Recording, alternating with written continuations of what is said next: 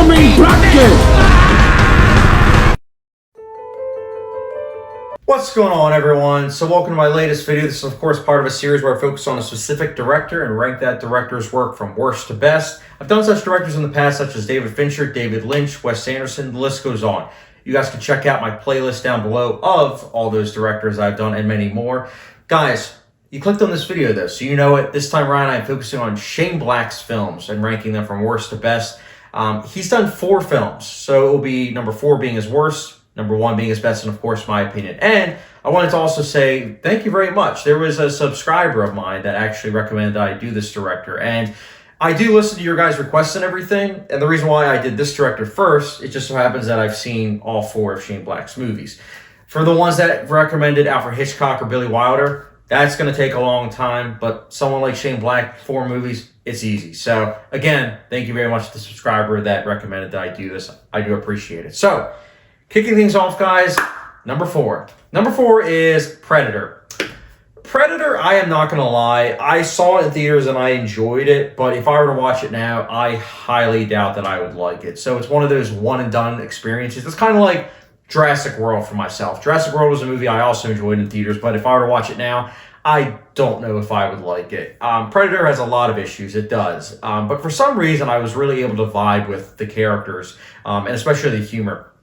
Again, I don't know why. Maybe it was the theater experience. I don't know. But again, I do adhere to the fact that if I were to watch it now, probably wouldn't enjoy it, which is why it's number 4. Not a bad movie, but definitely a movie that could be arguably a guilty pleasure for myself. Don't know yet. Maybe I'll give it a second chance, but highly doubt it. So that's my number 4, though. Next up, number 3. It's fitting that this is number 3. Iron Man 3 is my number 3. Iron Man 3, I enjoyed. This was actually my introduction to Shane Black. In fact, when I saw Iron Man 3 in theaters about 8 or so years ago, I didn't know who Shane Black was. I knew a lot of people that did, but I didn't, and that was my introduction. I have to say it was a good introduction for people that don't really know Shane Black's humor. It's a good introduction because it's definitely geared more towards younger audiences, whilst at the same time adult audiences can appreciate the humor too. And I liked it. I thought that there was risks that I can see why a lot of people might not like, but for myself, I was vibing with it. I liked it. Is it a movie that each time I watch it, it gets less and less enjoyable? Maybe, but at the same time, again, I can't help but really appreciate what the filmmakers were going for. I thought it was a nice, fresh take on Iron Man, and honestly, it was cool. That Mandarin twist, I have to say, again, I didn't read the comics, but I did like it, and I like the fact that Shane Black did that. But that's just me. Sue me. Next up, number 2 is Kiss Kiss, Bang Bang. This movie was good. I liked it. In fact, I want to rewatch it because I've seen it, I think it was like 3 years ago or so, and I remember liking it quite a bit. I remember thinking that it was quite entertaining and that it was a nice Christmas vibe type movie. I, again, think that Robert Downey Jr. and Val Kilmer, their chemistry together is really good. And again, it's a nice noir. I'm a big fan of noir, so maybe it was just right up my alley, but I really dug it. And of course, the dialogue was very zippy. And that's why it's my number 2.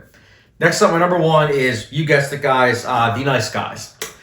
Yeah, The Nice Guys, it actually turned 5 this year, and nobody really talks about it, including myself, which is kind of sad because a little bit of backstory. The Nice Guys was the first movie that I actually saw in theaters with my fiance. And I myself don't even talk about it other than that fact. I liked this movie. I liked it quite a bit. I thought it was very entertaining. It was a nice throwback to like LA Confidential. Also a noir, of course. But again, it's kind of sad that I don't talk about it besides the fact that, yeah, it was the first movie in theaters that I saw with my fiance. But it is a good movie. It is a good movie that is a throwback. And honestly, I do want to rewatch it. All of these movies, honestly, I've only seen one time from Shane Black. The only one I've seen multiple times is Iron Man 3. But Nice Guys, it gets that number 1 spot simply just because it's so well put together. And the chemistry, I think the chemistry with Russell Crowe and Ryan Gosling, I think it beats out Val Kilmer and Robert Downey Jr. by a little bit. And I did find this storyline for The Nice Guys a bit more engaging, a bit more memorable. But more importantly, I think that the filmmaking is a bit more polished. But again, I like Kiss Kiss Bang Bang, but The Nice Guys, gotta give it to that. So yeah, that's my ranking list, guys, for Shane Black's movies. I'm curious to hear your guys' thoughts on what your ranking is for his movies, as well as what are your thoughts on him as a filmmaker. Now, sometimes I forget to do this, and in fact, I almost did just now, but I like to talk about the director himself. So, like in terms of if I like him or not. Shane Black, For myself, I think that he's a rock solid director. I like his dialogue. I like his writing. I like the fact that he takes risks. It's very nice the fact that he also has a lot of experience, obviously acting. So he's definitely an actor's man director because he really knows what he's doing. And honestly, it's why so many actors want to work with him. It makes a lot of sense when you think about it. His style is, again, that he works with a lot of actors and that he does have a lot of zippy dialogue. For myself, do I think he's one of the best? No. But if there's a movie coming out, I don't know, maybe if he has a movie coming out next year, will I see it? Of course I will. It's Shane Black. But he's a rock solid director. I appreciate him. And I'm glad that we honestly have him as a director.